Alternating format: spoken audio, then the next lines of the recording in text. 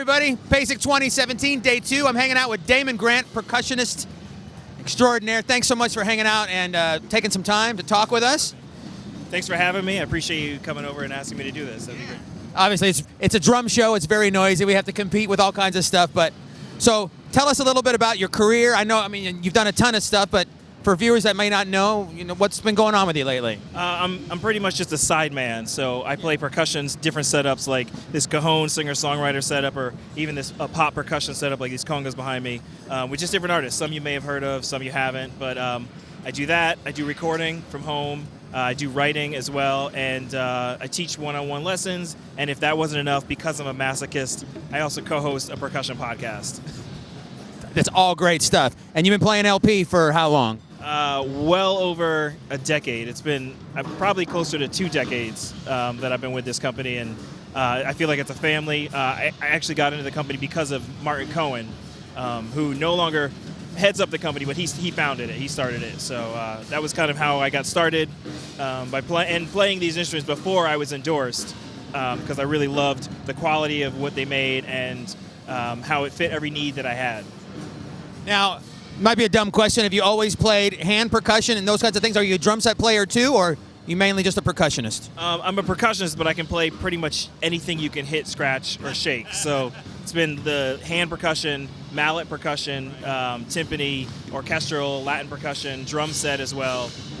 And lots of study in Latin music and those kinds of techniques, or did you self-taught? How did you start this whole process? I started by having a toy drum set as a kid, a Muppet drum set, and then it fell apart, and my parents were like, thank God. And then I kind of flirted with like other instruments like piano and strings. Then when I got to middle school, all my friends were playing the drums, and I just kind of wanted to hang out with my friends. So I switched back to the drums, and that's when I started lessons back in middle school, and got involved with marching percussion too. That was a huge technique boost for me, and then I just started learning every genre that I could, whether it was classical to jazz, pop music, hip hop, all of that. So.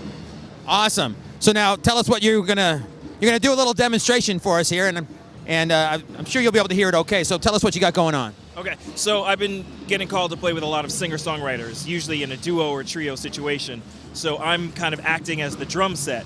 So I'm playing a cajon as if it were the drum set, but then I try to add some wash and some length to the colors. So I have a tambourine on my foot, a hi-hat. Sometimes I'll add maybe a cowbell or whatever, a shaker, something in my hand for some wash, and I try to mimic what a drum set would do, because it's usually just me and a guitar player singer or a piano player singer. So I'm gonna try and put all that together. And it's really cool because DW is making these great pedals for cajon and for the low hi-hat now. Yeah. So it really fits, and the tambourine, it really fits this style of setup, doesn't it? Yeah, the low boy is brand new, and that's something that I had been looking for on like vintage drum sites for years. For this particular setup, and the only things I could find were super expensive because they were super rare from the 1920s or whatever.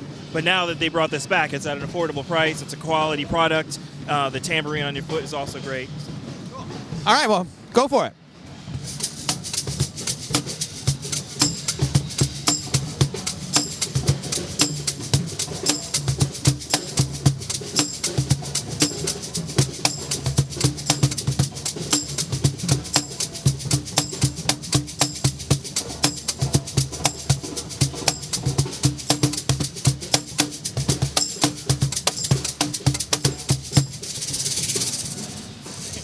Very cool, man. Well, thanks so much for showing this, and tell us about a little bit about yourself. And are you doing anything else here at the PASIC show? Just hanging out and trying to learn much more than I already know. So. That's a great thing. And hey, listen, if you ever get up to northeastern Indiana, Fort Wayne, come say hello to Sweetwater. We'd love to have you. All right, man. Thanks so much.